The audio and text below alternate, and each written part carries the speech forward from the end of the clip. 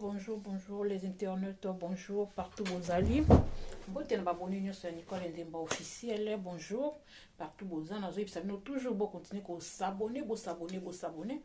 s'abonner à la chaîne Nabino Nicole Nzemba officiel. Vous n'aurez jamais décidé na kata chaîne Oyo. Vous toujours ba nouvelle à Sika, vous toujours ba bloc à Sika. Ce qui analyse ça, to koyaka ko sala analyse. Ce qui est histoire vraie, ça to koyaka beta histoire vraie. Ce qui est le besoin to koyaka lo andeko, bon continuer ko s'abonner.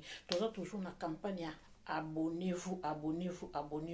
Vous s'abonnez massivement à la chaîne Nabino Nicole Nzemba officiel. Ndeko on a nous s'abonner au moni chaîne eleki na c'est pour toi na yo Nicole Nzemba officiel. Au cliquer s'abonner, au s'abonner, au commis abonner, au cliquer cloche ya notification pour ce biloko koti au mona ka biloko nyonso ko banda ko kota na kati ya chaîne o lo bandeko. Pour continuer à s'abonner, ndeko na bino ya moi si na komba Nicole Nzemba officiel nazo loba toujours campagne abonnez-vous. Vous s'abonnez massivement. Voilà. Na bosanite ko pesa ba yanga mbote na pesi dinachama mbote dinachama ma copine na pesi mbote na pesi mama Emily Nzemba mbote ya tous pepele ya mbitolo na pesi batunyo so mbote na pesi baleki na ngai Hilda Smith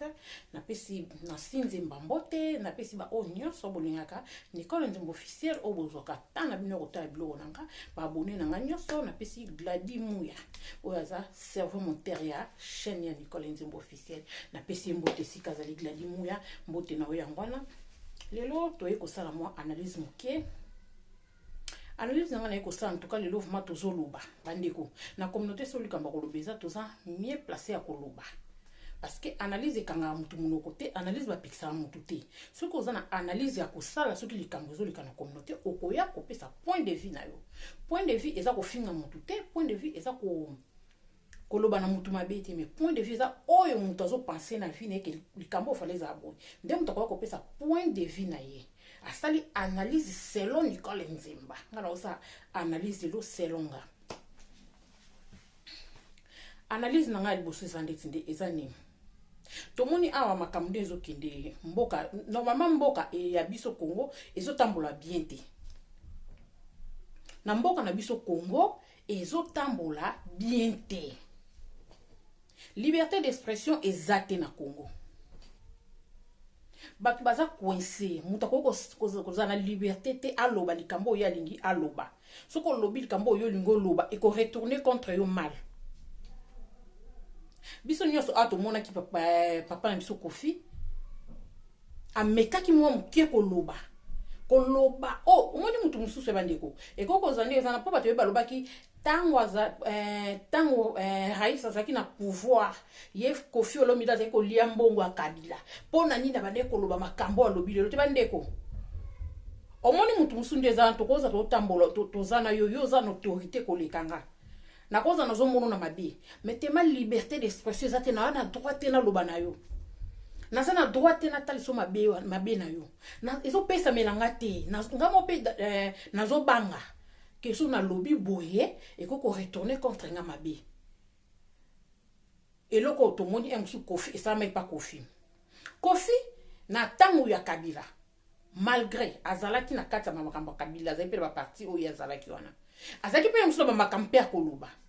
mais akokoloba te parce que tozaka na liberté d'expression te nde ameka ko profiter tant que comme tango Félix Tshisekedi nde tomonaki Kofi ayaki koleka émission ya papa na biso sango ameka ko loba o ya lobaki mais bande ko biso tomonaki ne retourner contre Kofi tomonaki yango mais tozoba ke pouvoir na mitu za maboko ya Félix Tshisekedi o aza président na mboka na biso Congo mais comment pouvoir na mitu za maboko ya Félix Tshisekedi o aza président na mboka na biso Congo eza suna maboko ya Raïs te mais Kofi tango attaquer Raïs attaquer maman Olive bon alobaki babilo mo contre maman Olive mais tout le monde qui biso nyonso ndere retourner qui contre Kofi et ba leka ki ba lobaki Kofi comment ki lokola mal à l'aise tout le monde Kofi ki bisu ko leka ko senga pardon mo zo mtazo senga ezo bima na munoko mena motema azana e mona ba inquiétude parler na loba na ba ndeko na biso ba combattant musala bino bo sala ezaki toko pomboka Congo ti sikoyo eza nango panzi mboka Congo e ana ngona opanzi mais bandeko moko pe botoko mitsa na place ba musicien ya mboka bon ata lelo bokechwa yambo oza combattant obundela mboka osala musana yo mais papa so pozalaki na mboka Congo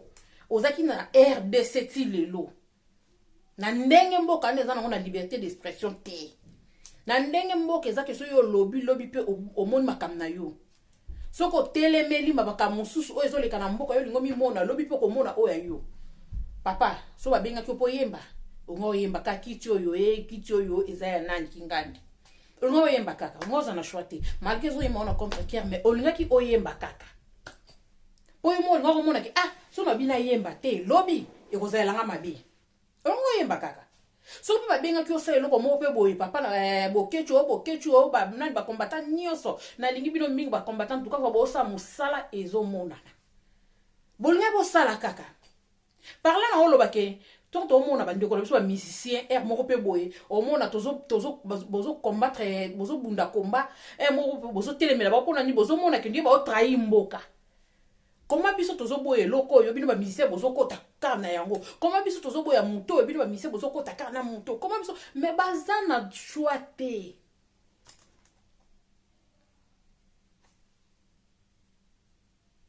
Bazana choite na minute bazo vivre na kata mboka Congo. Na minute bazana mboka Congo so ba ko vanda awa musana monge sala ko ekangami. Po musana monge za nango vaste bas préférer ko vanda na Congo. Si ko ndenge bazana Congo. Bazana na se ya parapluie ya bakonzi bazana kata Congo. Tango ya koluka tellement répliquer, lobby okuna ekozale mabe. Bande kono biso ba combattant musala na bino bozo sala ngana oloba tout le temps zo loba ngonga bingunda la mboko yo tout tala bien ngunde baby. Mais so ngunde zo résister moi mukie pa ba congolais et ça po bazo mona ke ba combattant toujours bazo bunda. Ndi bazo sentir que mboka ezaka na passé. Poso ka ba combattant le batika bangunda Congo elali. Po déjà ndi ba belela ki déjà Raïssa Félix déjà belela que non ngunde sili batu bozo mais parlant alobi ngunde sili batu bozo mais pas si ezo bakisama na mboka. Lelo dollar ekomi combien? Na mboka Congo wana kaka. Nga depuis na koma poto ba ndeko nanga na yeba asute que non lobi na olia nini. En tout cas merci mingi vraiment na mama Emilie Nzemba. Ma mama ndenge pena bo mebinga na poto a na calcula ka sute lobi na olia nini kut na komi ko sala ba jeune mona o forcer metana no yoka munene no komo kima ngono komo mono ndike komi go memela ngalo kwa so ndeni doki mais na osa effort na kita na ko sala effort na kita nazaka na Congo msukutu nazo forcer nazo mela miliki na diabo mais nazo diminuer ka ponini trop de stress trop de pensées trop de poto ezana ba penser na ngomo ko sala ba stress moko memela ka batu mais surtout bipo na olia to longi mais tala na mboko na biso Congo dollar ekomi combien dollar na mboka Congo ekomi combien 5 dollars mtozongo 10,000 francs osimi mbongo ebele ondiko osimi mbongo moski o changer combien o changer ka 5 dollars 5 dollars mtozongo 10,000 francs na liboko mboka ezokende wapi mboka Congo ezokende wapi mais koloba ozoba ke mboka ebongi bandeko bozonga toko batu bakozonga na ndenge nini batu bakozonga na ndenge nini par là tozomba biso nyonso toyebi na biso ke no mboka na ebongi te mais tango ozoba ke mboka ebongi bandeko bazonga Congo ngunda ayo ekomi kobeba batu bazobwaka ngunda ezosimba te batu bazosimba te po nini balobi mboka ebongi soki mo 50 mo 20% ngunda etikali ya ba congolais eza po ba combattant toujours bozobunda po ba combattant bozo combattre toujours mukoka ba combattant po ba bokiti mandoki ba ne pe balobi ya ke mboka ebongi c'est que congolais ngunda esili c'est que congolais ngunda esili. Mais quelque part, tu remis la place de musicien. Musicien, bazo vivre na mboka. Musicien, bazo na kata mboka Congo. Ba liaka na musique.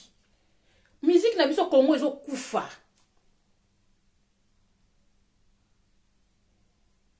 Musique a Congo ezo lala, musique a Congo ezo kufa. Tota la kaza le roga. Roga musique ni abeti. Bandeko. Ba Congolais. Ba Congolais roga tota non le roga le musique ni roga beti bokoko roga beti musique ni roga beti bokoko wana mais botala bokoko wana ndenge beti ekangi mutu nyonso akomi kaka bokoko mutu nyonso akomi obina yango tokende batiktok bato nyonso bazobina bokoko tozonga mpe bato nyonso bazobina bokoko mpo na nini mpo miziki na biso ya Congo ndombolo oyo ya Congo RDC eloko makasi miziki oyo ebetaka na Afrique miziki oyo ekanga ezolala moral ya bamisien na biso ya mboka eza susu bien te parce que ba viva emo ba ekopoto ba beti emo ba kebo ba beti emo ba tout ça ba tourner na bango ezo sa masute ba congolais ba mission na mboka ba komi coincé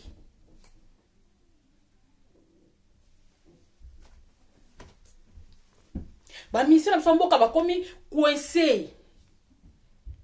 ba vivre ndeni ba mission chrétien musique chrétien comme lala ba misia profane musique profane comme lala donc mboka makamni c'est comme lala toke na politique malongate tozonga na musique malongate toke na boy malongate au juste tozoke na Congo RDC eloko makasi o biso nyoso to yebi ke Congo RDC eloko makasi ezokinde wapi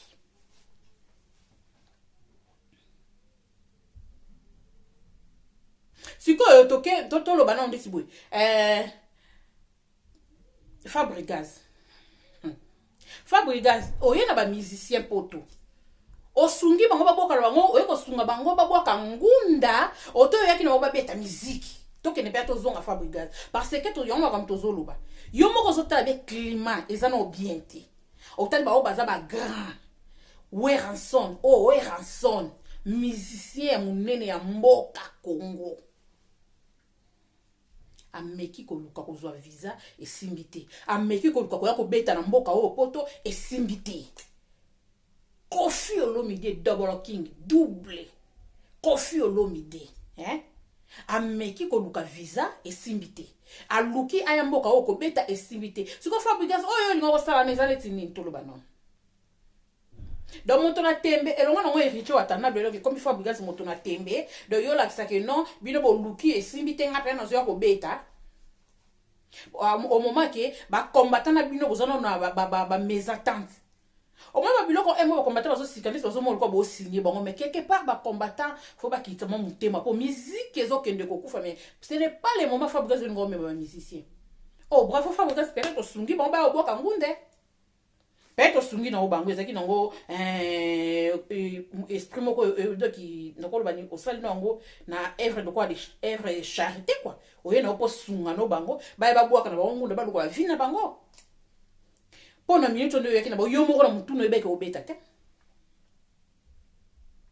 yo mona mutu no yebeke okobeta te mais na yebite soko sala ki on pondingi we rason ba pimela ki visa yo la biso ke yo ndo zu visa yo la biso ke yonde okoya na ba musicien mais yondo ko na ba musicien mais tango bo beti te o monte ke yo tiki ba otika ba musicien na poto yo boxa ba nguna yo sko ndo mto ma perda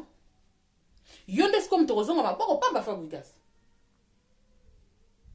po na minute to ke to zonga na nzimite ozonga ba musicien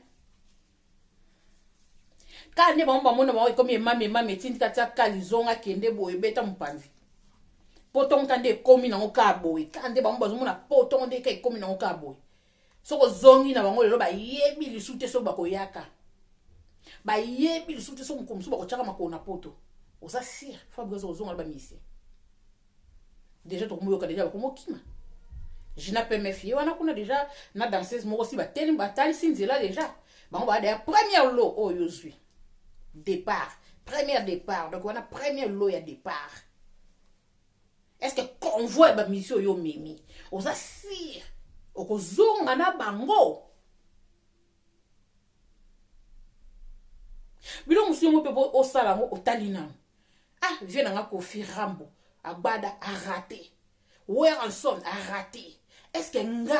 na ko beta pena musique pour la memba bano na poto ou bien na okisa na nga perte bon ba ça pas mission mais bon peut pas mbato l'autre bon na baba la ke so yeko l'autre bon na baba to ngoto ba ki Fabregas so ça perte mais ba ça ba musicien ba beta ke pa na yo so pour memi bango za le foot na bon peu ba boka na bango ngunda c'est pas ce problème tala ya ma do yo aussi moto ko Jina PMF azano idole ya Kisinzora nde Jina PMF so to moni Kisinzora to moni formation wana eza Jina PMF donc Jina PMF za idole ya Kisinzora siko ye Jina PMF atala kana Kisinzora banda makambo yo kala ya koloba kala abanda koloba akumbisa ba jibe akumbisi ba fali akumbisi aya potote avion tout ce qui est liboso kaka o hérita uto memaye ndi ba uto memena nini kuna place uti oyo na hérita memaki na Côte d'Ivoire ce qui deuxième nom dire ya kofi biso moto zomo nyanzo sa ba fête pour ba avion o automatique ya Afrique ce que Gina PMF asa ce que idole ya Kisinzoa Gina PMF atamboli bokese ake pa bureau ake place oboye azui ba chance wana te fabrication zo na Gina PMF yo mozo s'attendre na yo qui a posé ma souki sasa quand nous avons kisi njoka yeng azo yenga azo lukaka poto kisi njoka comme ko bela ba poto tirki ba poto po pa même azo kendete siko Gina PMF pe na mo pe idole na ngeza kisi njoka azo kenda kane poto azo kete ngayo na zuma chance kutu mama yo ba porter parole pe kutu Cecilia nango na mona kutu ba kese kutu ba bon mo ko bino mo ko ba mission no bozo ke non bozo beta non te bozo évoluer sous bien te parce que musique et comme na ko kufa et bon porter parole na ake bokene na wapi pour porte-parole valeur mais ça attend musique et so bêta porte-parole zo ko ba ki tozo voyager tozo ke mais na minute boza kwese ce ko porte-parole bokene wapi porte-parole musa c'est comment ko kufa siko ti pas me so m'imaginer PMF on doit même pas ko boka ngunda bravo ça lit bien parce que écoute derrière mon tabosa la question déjà et ça mi cham kel na pas boy na elo bi ko moto kan blo to kende ake pe mo ta me no sous convoi à danseuse siko ya mado merveille ya mado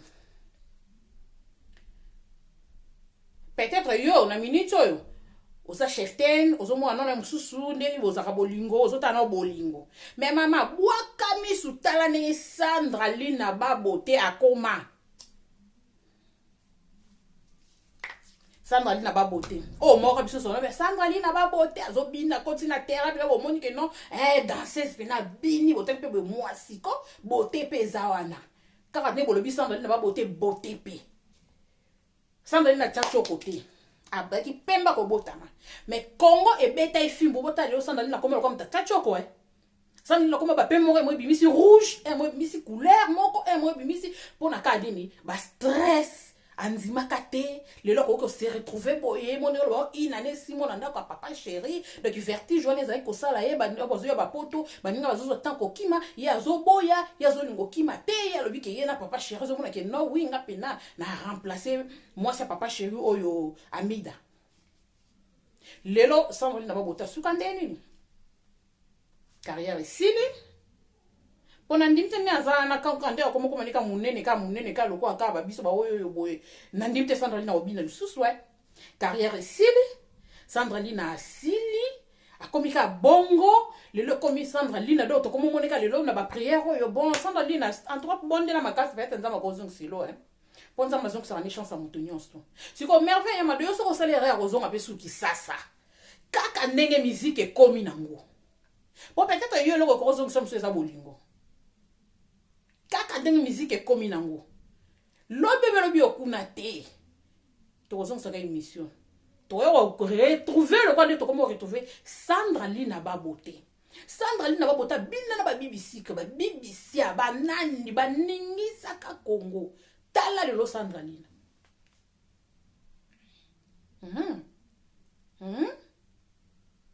biso lo sa analyse ngala osana ka analyse na sali analyse na ngana fingi mutu te na lobi na mutu te ngala ba to na saka ba analyse na finga kate na critique kate mais so mutu ndo critiquer nga ndo ozureto ce qui mutu ndo finga ndo ozureto nga chaîne ngeza ya sika na zawa pas de polémique na mutu na ko sa analyse na nga comme veut ndenge na lingi na motema merveille ya mado fabrica sa memine blo boa kangunda parce que fabrica se mo mone que concert mo teza nango concert ko beta nango te eza nango te parce que avant concert e banda ko beta et loko malamu fabrica se démarche bongo sala bino ba misi mboka bo vanda bino bozo mo te que misi ezo kufa bino mo pena ba misi mboka na biso pena Koffi Olomide Weranson ba leader ba jibem piana bozo mona te musique ezo kufa bokoki ko vanda te bino nyonso na bolongo no ba polémique wana fali pupa va faire ego la papier Hervé bokoki ko vanda no te bino nyonso bolongo no polémique wana ya ko discuter ya ko sala boya ko zonga boya ko kende boy bobwaki nanu nanu titre no bosangani nanu boluki no solution moko nanu mpona koluka nanu kokutana na bakombata obe kovandisa bakombata obe kokomela bakombata obe kokomela babiro administratif oyo eza ya bapoto a pour que boluka bozongisa miziki tala bokoko ngala bokoko ngoso na yoka nazomona eloko ebeti na kasi te na miziki na biso ya mboka ndenge ezalelaka vraiment bokoko ekobatre record te mais tala bokoko lelo tokende wapi Congo RDC oyo bayebaki loa makasi ezokende wapi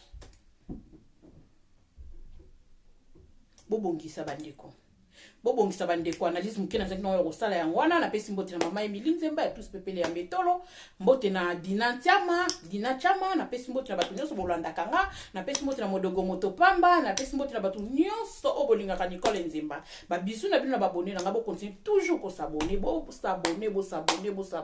bokozala jamais desi na kati ya chaîne oyo baanalyse ya kitoko ekoya toza mpo na analyse tovandi par là tovandi awa nde tovandi bisous na babone nyonso ya